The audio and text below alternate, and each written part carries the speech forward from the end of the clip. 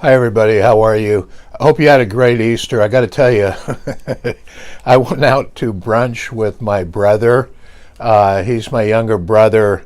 And as you know, my younger sister, is the one that's given us the recipes to put. And by the way, I need to hear from you if you want any of her recipes. I mean, they're really good recipes. Well, let me tell you, at brunch, I took a ration of you know what for my brother going, hey, yo, wait a minute, I am a great cook, as you know.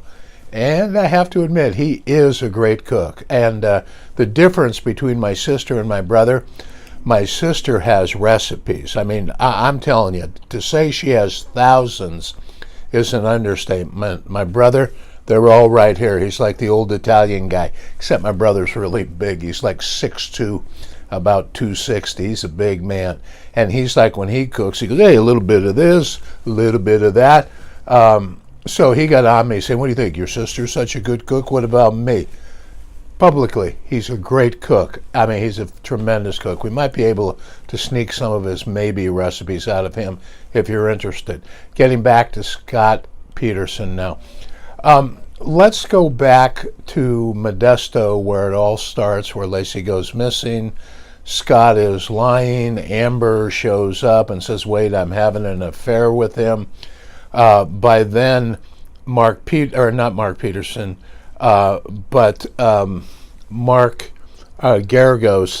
is on Larry King.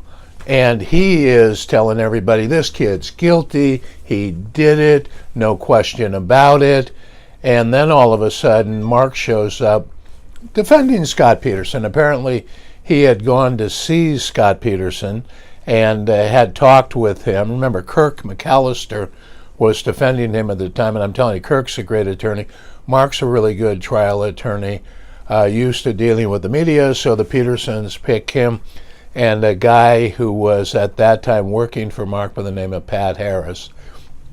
That case then gets moved from San Joaquin County over to Redwood City. And I got to tell you, the way that works, and then I'll finish this segment, the way that works is the defense usually asks for a change of venue, saying we cannot get a fair jury here because everybody in this county has made up their mind.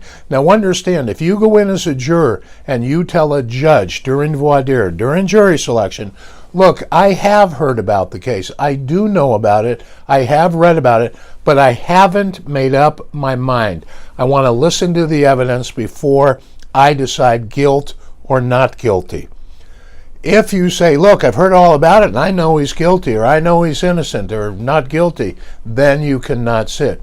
Well, apparently they did all sorts of jury research and people were going, yeah, I know about it and he's guilty. He's guilty. He's guilty.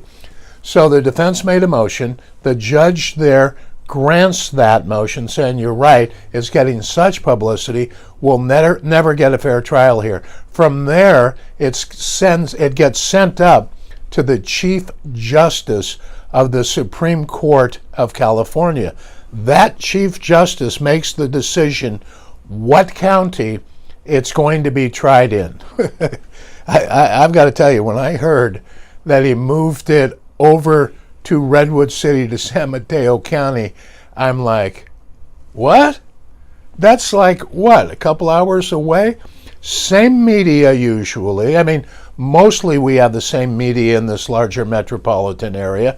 Some TV stations different, but generally everybody's covering the case. I'm thinking, why don't you move it to SoCal, down to LA? Because they have to pick a county that's of comparable size and, the people with the same not ethics, but, so many blacks, so many whites, so many Asians, something similar. And they go to Redwood City. Now, Redwood City, San Mateo County meets all those standards, but heck, they all knew about the case, and I'm thinking, send it to LA. I honestly thought that was a really bad decision because nobody down in LA, and I call LA Southern California, that's from LA to San Diego, that's nobody heard about it. It should have been sent down there. That's how the case ends up in San Mateo County. All right, with that, I will see you next time. Take care.